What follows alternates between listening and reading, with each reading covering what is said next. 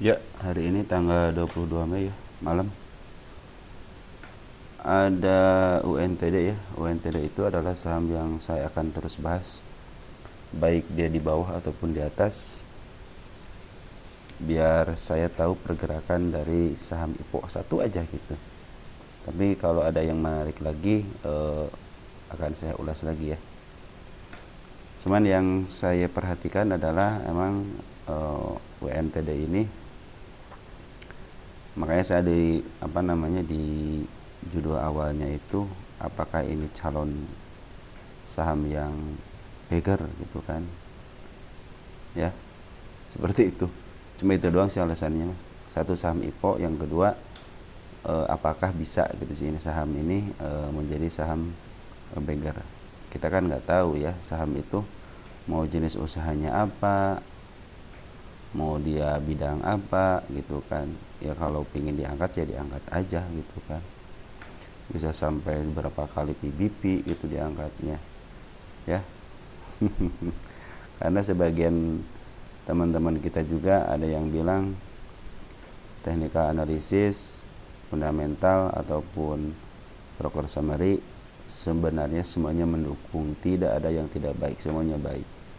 Hanya cara penggunaannya aja dan kesukaan aja gitu sebenarnya ya. Saya sukanya TA ya TA silahkan gitu. Kalau yang suka sama broker summary ya silahkan broker summary. Kalau ada yang suka sama fundamental ya silahkan fundamental gitu kan. Masing-masing punya pemikiran yang berbeda-beda gitu. Walaupun technical analisis ya, kadang-kadang technical analisis si A sama si B itu kadang-kadang beda ya. Makanya kita cari persamaannya, jangan cari perbedaannya ya. Baik, UNTD tadi sempat diangkat ya ke 120, dijebloskan lagi, tapi jam berapa nih? Jam hampir penutupan ya, jam 15 sampai jam 16 ditahan di 105 106. Ini adalah pembahasan sesi ketiga ya. Bid dan opernya sebenarnya ini bid dan oper ringan ya. Tahanannya ada di berapa nih? 100, 98 sama 97. Karena lihat dari bidnya yang tebal aja gitu aja sih ya kalau saya. Baik, langsung aja ke lukisannya. Kalau profil kan nggak usah ya. Saya kemarin itu bahas di sini ya. Harga di sini satu nih, di sini satu, saya kasih tanggalan ya. Tanggal 22 bulan 3, 24 bulan 4, 22 bulan 4 ya, minimal 1 bulan sekali lah saya bahas ya. Masyarakatnya udah 16.000 nih, 16.000 yang beredar 25% ya. Harga IPO-nya 240, udah saya kasih tanda nih di sini ya. Harga IPO-nya di sini. Sekarang sahamnya lagi di 106 ya. Nggak apa-apa, 106 juga, turunnya hampir berapa nih kalau dari harga IPO ya. Harga IPO turunnya pernah mencapai minus 59, sekarang di 56, minusnya 56 ya. Nggak terlalu jauh. Kalau 56, satu kali arah tambah setengah arah udah nyampe kan. Atau enggak 2 kali arah juga udah sampai lagi gitu kan. Tinggal siapa aja mau enggak gitu, pemilik emiten sama market makernya mau enggak gitu naikin dan menguntungkan enggak gitu aja sebenarnya mah ya. Baik, langsung aja ya. Sebenarnya kemarin mau saya bahas tanggal 21, saya bilang udah ada candle hijau nih, bentukannya seperti ini. Pas kemarin saya lupa gitu ngebahasnya. Sekarang timbul shadow ke atas ya, dan hijau juga ya. Sebenarnya saya nih kemarin itu ngebahas ini nih ya. Ini candle foreign waktu di sini nih dia ada penambahan, cuman dia di sini cenderung dia nggak kemana-mana nih di sini nih ya, seperti ngambil sedikit-sedikit cuman nggak kemana-mana, nggak kayak di sini kan ngambil tinggi gitu, ngambil lagi tinggi, ngambil lagi, turunin, ngambil lagi gitu kan. Nah ini seperti yang di waktu di sini tuh, makanya saya bilang ini kenapa candlenya jadi seperti ini ya berapa hari ini ya, pengambilan tapi nggak terlalu banyak nih, lihat tuh, pengambilan tapi nggak terlalu banyak ya, tidak signifikan lah, malahan ada jual ada beli, ada jual ada beli waktu di sini tuh nih. Kemarin pas lihat candle yang ini nih, nah ini ada tarik-tarikan nih, langsung ke candle hijau ini, tanggung, saya bilang nggak dibalas, lupa gitu, malah lupa, harusnya kemarin. Nah sekarang naik segini ya. Ya sebenarnya kalau mau naik mau tidak ya sebenarnya akan saya bahas terus, karena ini saham ini akan saya bahas terus ya.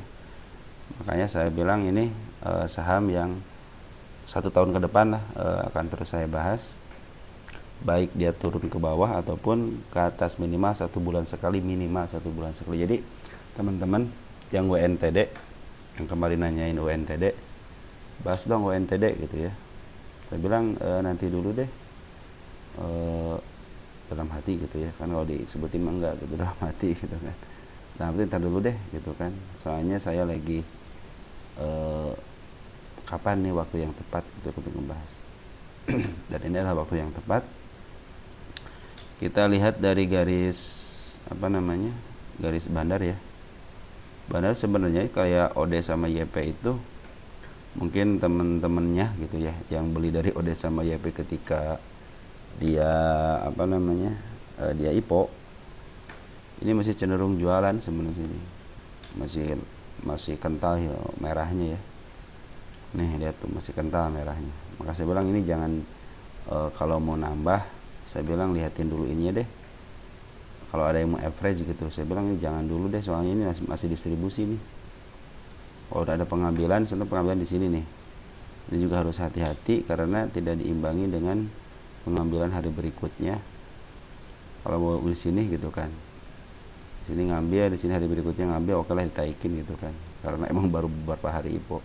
Cuman kalau di sini kita lihat dulu, di sini terdeteksi bandar volume juga masih jualan ya. Ditambah lagi sekarang ada foreign juga jualan. Tapi yang bikin saya optimis gitu ya akan kenaikan WNTD apa? Ini sebenarnya si bandar udah mulai jualan gitu aja, si bandar udah mulai jualan. Bila mana bandar akumulasi udah 2 bulan sampai hampir 2 bulan setengah ya, mereka itu tidak mungkin ngambil barang terus, harus ada jualannya gitu ya. Nanti habis jualan diselingi lagi dengan akumulasi, ngambil lagi. Buat apa? Buat average yang lain. Suka saya jelaskan ya bahwa seorang market maker, seorang bandar ataupun foreign, ingat foreign itu dia brokernya BK contohnya ya, atau enggak CC gitu kan. Memang gitu kan brokernya CC sama BK sama ZP sama AK, tapi si BK ini dia tuh punya akunnya lain-lain gitu kan. Brokernya ini cuma akunnya lain-lain, modal kita lah, kita kan XL ya, XL karena XL nggak satu orang gitu kan, beda-beda. Apalagi mereka adalah bagian dari seorang market maker. Tidak mungkin dia punya broker di BK cuma satu, pasti lebih daripada 10. Itu pasti lebih daripada 10. Karena kenapa gitu ya? Mereka kan ketika diakumulasi di sini ya, mereka ada yang punya harga di sini. Nah, harga di sini ada punya nih. Harga di sini punya, harga di sini sampai dia harga di sini nih mentok di sini, contohnya mentok ya. Karena sekian kan saya bilang ini saya curiga di sini nih. Ini lagi mau melakukan aksi apa ini? Ini mau nambah lagi atau mengurangi posisi dulu gitu kan. Misalkan gitu, dia jualan di sini nih. Dia harus nge-average dulu kan, minimal yang di sinilah. Ini kan lagi akumulasi di sini nih. Area sini akumulasi ya. Contoh di sini akumulasi ini dikit gitu kan. Akumulasi dikit. Ketika dia mau jualan yang di sini, otomatis kan kalau dia punya barangnya langsung dijual di sini. Cuman kalau dia barangnya masih di atas, di akun 1 contohnya di atas, dia otomatis harus nge-average untuk minimal sama atau di bawahnya atau di atasnya dikit. Jadi ketika jualan dia tetap bisa untung gitu. Jangan lihat istilahnya dia, wah BK udah jualan nih, BK aja jualan di bawah. Tidak begitu saudaraku ya, bukan begitu ya, cara main mereka suka nggak begitu. Gini aja deh, coba teman-teman punya akun di beberapa sekuritas deh. Contohnya kalian beli BK di sini contohnya ya, beli BK di sini, beli WTD di sini, beli beli contohnya di sini beli UNTD itu di akun XL, di sini di akun XC ya. Terus di sini waktu di sini nih di akun contohnya Sinarmas ya, PD gitu kan. Terus di akun EP contohnya gitu ya. Ketika jual gimana coba? Ketika jual pasti kan yang kejemput jual dulu yang di sini, kalau kejemput lagi jual dulu yang di sini gitu kan. Ataupun dia nunggu ke atas, yang 3 ini kan, akun 3 ini udah cuan ya, udah untung. Kalau mau katos yang di atas tinggal perbandingkan aja, di sini cuannya berapa, walaupun isiannya contohnya isiannya 10. Ketika udah nyampe sini aja nih, contohnya nyampe sini gitu ya, ini kan rugi, walaupun yang pertama rugi, yang di XL rugi, cuma kan yang sini udah dapat untung, di sini dapat untung lebih gede daripada yang di sini gitu. Di sini kan contohnya di sini nih naik ke sini ya, udah dapat untung. Ini juga naik ke sebelah sini sedikit dapat untung. Lihat aja perbandingan untungnya berapa. Kalau mau di cut loss ya cut loss aja yang di atas gitu kan, nggak jadi masalah kan. Yang penting ada margin yang kalian dapat gitu. Nah, market maker itu seperti itu. Cuman market maker 10 langkah lebih pintar daripada retail gitu. Kalau retail udah mengetahui cara kerjanya, ya mereka akan rubah gitu loh. Gini aja deh analoginya ya. Teman-teman sanggup nggak kita ngikutin retail seperti ini nih? Di atas beli. Kemampuan retail berapa sih gitu kan? Kemampuan retail berapa? Teman-teman kita itu kemampuannya berapa? Sanggup nggak dengan 2 bulan nyicil terus ya? Seperti itu teman-teman. Kalau mereka banyak duit, dia mau beli harga berapa aja bisa gitu kan. Kalau retail beli di sini kan udah teriak-teriak, sini udah teriak-teriak gitu kan, wah turun lagi terus. Coba aja periksa di terutama akun XL ya, coba di forum-forum udah pada wah UNT udah gocapin ya sekalian. Nah, seperti itulah gitu kan. Baik, lanjut. Nah, ini tadi itu yang ngejual itu si BK, si JT, si AK, si TC ya. Cuman yang saya bilang itu bahwa mereka harus memanggil siapa? Teman-teman kita yang scalping. Caranya bagaimana? Nih lihat ya, BK emang jualan sini. BK kan jualan nih, semuanya jualan ya.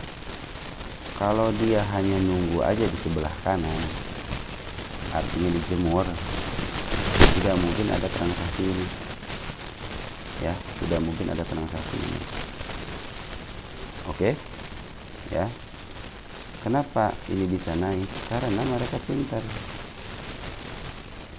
Istilahnya contohnya si BK beli dikit, beli 3%, 4%, 5%. Kan mereka juga teman-teman kita yang scalping, terutama YP ya, nanti kita lihat deh, terutama YP ya, kita langsung lihat deh ya di domestik. YP kan langsung manggil YP, udah di harga berapa nih, 111 ya, oke lah, dia mungkin 67. Nah sini nih 8 udah mulai dikerek ke atas, teman-teman scalping ikut ya, akhirnya mereka beli barang dari si BK ya kan, beli barang dari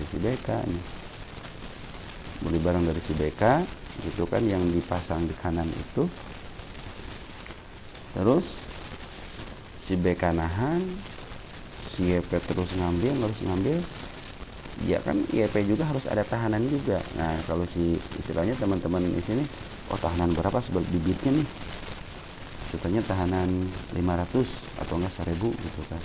Ketika ada nambah lebih dari 500, lebih dari 1000, itu berarti pasangan orang lain nih. Udah lu istilah situ cabut, kita langsung beredel aja. kan di bredel langsung. Nah seperti itu cara jualannya ya. Cuman ya pinternya mereka itu untuk memanggil retail itu ya seperti itu gitu. Gimana caranya supaya si retail yang sekali masuk istilahnya jadilah harga di up gitu. Kalau mereka tidak begitu ya biasa-biasa aja jalannya. Makanya seperti pembentukan candle seperti ini. Ini kan mereka yang bentuk ini. Contoh 21 Mei. Coba 21 Mei. Ya, 21 Mei kita lihat.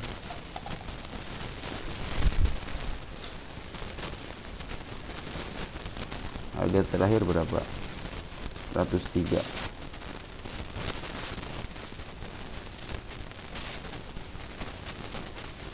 Bukan mereka itu beli. Di sini kan beli nih. Sengaja mereka beli, ya. Nanti diikutin sama teman-teman kita kan. Ada PD gitu kan, nanti diikutin lagi sama si MG, sama si ini, sama si JR, si DH diikutin. XC teman-teman kita waktu di sini itu ya udahlah daripada nyangkut gitu kan, jual gitu kan. Ternyata XC, XL, YJ gitu kan, itu bukan YJ bukan YJ dia sebagai bandar ya, CC gitu, CC juga CC CC domestik gitu. Ya udah daripada di sini nyangkut kagak kejual lagi, ya untung ngembaliin dari 99 ke 102. Cuma yang mengasih tanda ini seperti ini ya, kan ini kan kalau teman-teman tahulah ini kenal yang dari sini ke sini otomatis besok naik katanya gitu kan. Nah itu mereka yang bikin gitu loh, mereka yang bikin yang seperti itu, mereka yang bikin ya, akhirnya besoknya dipancing, akhirnya benar kan. Lihat di sini YP tanggal ini ya, tanggal 22 YP masuk semua ya, masuk semua. Alih-alih scalping di sini masuk semua. Ya mereka dapat untung. Istilahnya si foreign juga dapat untung gitu kan. Ini bandar juga dapat untung jualan nih. Ya. Coba kalau kita istilahnya olahkan ya. Tuh kan.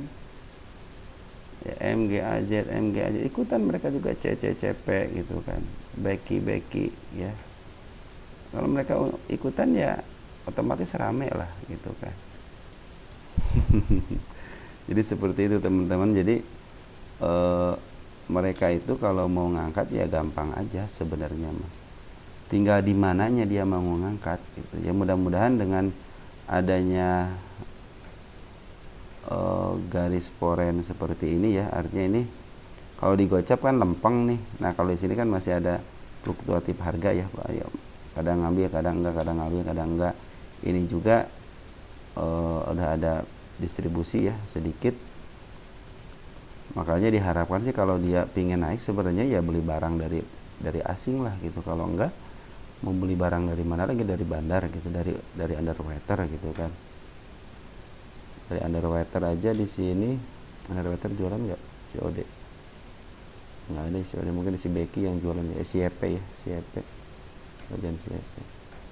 Nah kalau kita lihat dari keseluruhan ya, kita juga harus tahu tanggal 7 Februari ini udah banyak lah yang di baru 3.000 baru 3 juta hari ini. 859 881 59 60 678 sekitar 20 ribuan ya. Sedikit ya, sedikit nih sebenarnya yang dikeluarkan sama underwaternya ya. Jadi masih ada, kalau ini baru 3 juta nih, masih ada 13 juta lagi, kurang lebih 12 juta sekian lah ya, apa ya 13 juta lagi yang belum dikeluarkan. Tapi kalau udah harganya segini, ya harganya segini gimana gitu ya ngeluarinnya kalau yang 13 juta. Kita kan nggak tahu ya mereka ini mau ngeluarin berapa barang ya. Kan kalau yang kita tahu itu, kalau yang saya tahu ya, minimal 80% dari ini itu harus keluar nih minimal. Nah ini belum keluar nih. Apakah banyak yang nyimpen barangnya? Bisa jadi sih banyak yang nyimpan. Sebenarnya ini kan perusahaan cukup dikenal ya, cukup dikenal. Terus kita lihat di sini nih, kita groskan dulu tuh, lihat ada yang ngambil LG aja 1,3 juta ya. Ini dia LG yang ini ngambil enggak 1,3 juta, dia jualan enggak tuh? Enggak ya, enggak jualan nih. Coba lihat tanggal 20, tidak berkurang juga ya. Ini 3 berkurang juga nih, si XA sama si LG tidak berkurang juga. Ada pasar nego ada enggak? Oh, ada pasar nego ada enggak? Oh, ada yang mindahin barang dari OD ke YP. Lihat si YP nih. Nanti si YP yang pegang kanda 1,1 juta ya. Biarin aja lah mereka ya. Orang istilahnya mungkin kebanyakan di si OD, mungkin kan ini kan alamatnya si OD ya sama si YP, mungkin si OD kebanyakan barang akhirnya pindahin ke si YP. Yang mindahin juga dengan harga yang 130 gitu kan, 130. Jadi harga di sinilah 130, berarti harga di sini anak. Ya di antara kendala inilah ya mereka punya barang. Tapi jangan lihat punya barang 130, ingat mereka itu emang underwriter yang masih banyak barang, mungkin punya harga barang di bawah kali gitu kan, di bawah harga pasaran gitu kan. Bisa jadi seperti itu gitu kan. Nah, jadi teman-teman seperti apa nanti ke depannya? Saya pikir sih si Poren, ketika Poren jualan, nah itulah yang akan membuat si MT ini diangkat gitu ya. Karena ini banyak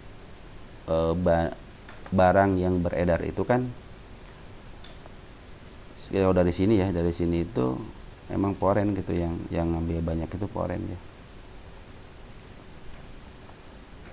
Tapi jangan terlalu YP Poren yang banyak itu nih. Tapi kurang lebih dikit sih ya.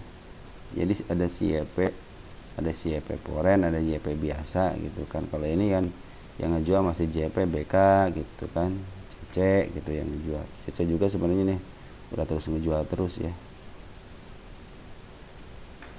Ya.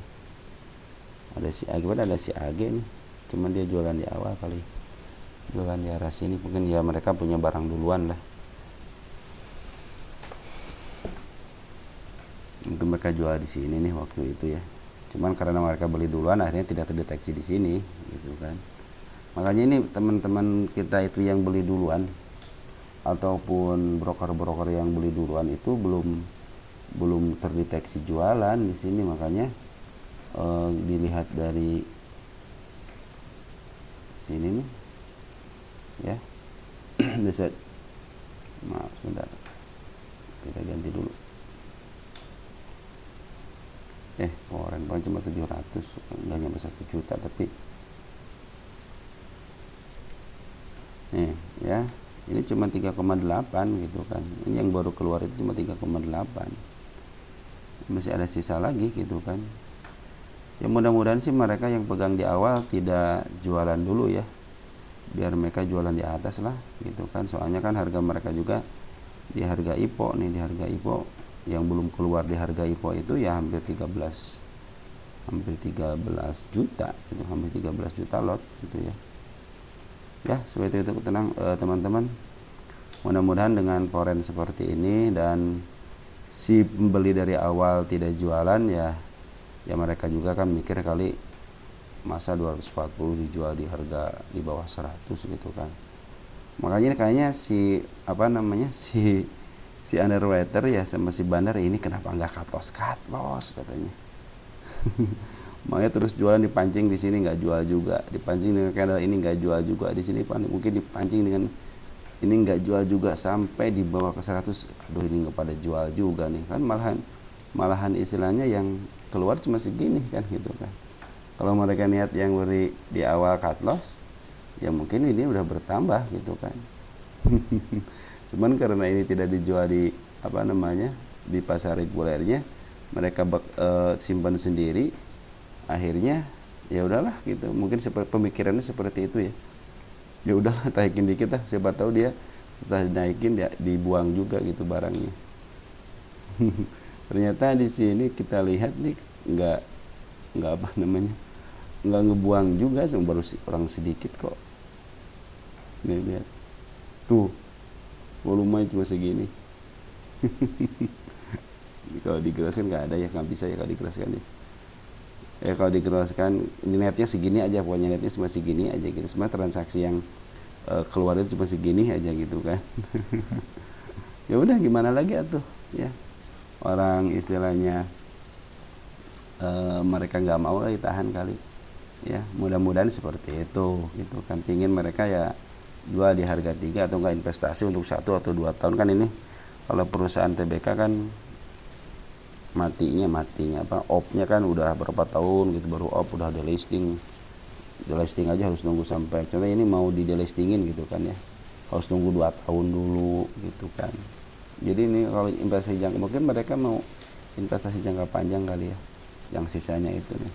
Makanya ini udah kesal kali ini, akhirnya udahlah katanya di up aja, di mark up aja lah harganya katanya. Mudah-mudahan seperti itu ya. Ya gitu, itu yang kita inginkan gitu kan. Makanya teman-teman, ini sekarang udah ada tahanan nih.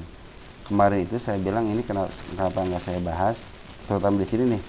Ini tahanan bukan ya, saya bilang. Akhirnya jeblosin lagi. Karena saya di sini lihat tidak ada yang pembelian secara benar juga, masih distribusi, terus volume juga di sini tidak ada.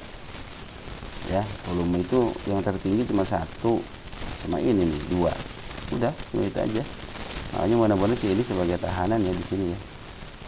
Ya, di sini mungkin nanti sebagai tahanan mungkin gitu kan. Kalau aksi dari underwriter-nya nggak jualan, market maker nggak jualan gitu kan. Oke, segitu aja. Mudah-mudahan teman-teman terbantu, dan saya juga akan terus bahas kalau UNTD itu akan terus saya bahas. Jadi tenang aja teman-teman yang istilahnya punya ini akan saya bahas minimal 1 bulan sekali ya. Ya kan investasi karena jangan Februari ya terus scalping gitu kan. Kecuali kalau yang nyangkut ya akhirnya jadi investasi gitu ya. Niat yang scalping, niat yang selling, ternyata nyangkut lebih dalam lagi. Dan jadi udahlah investasi aja. Padahal kalau kalian lihat nih, ini kenaikannya itu, penurunan itu enggak, kalau dari sini ya, yang saya bilang tadi, ini kenaikannya itu enggak terlalu, penurunannya ya, ini enggak terlalu tinggi, cuma 56. Artinya 56 berapa coba? 56 2 kali ARA ya. Udah perhitungan gitu aja, 2 kali ARA udah. Kalau yang punya di harga IPO ya udah kejemput gitu kan.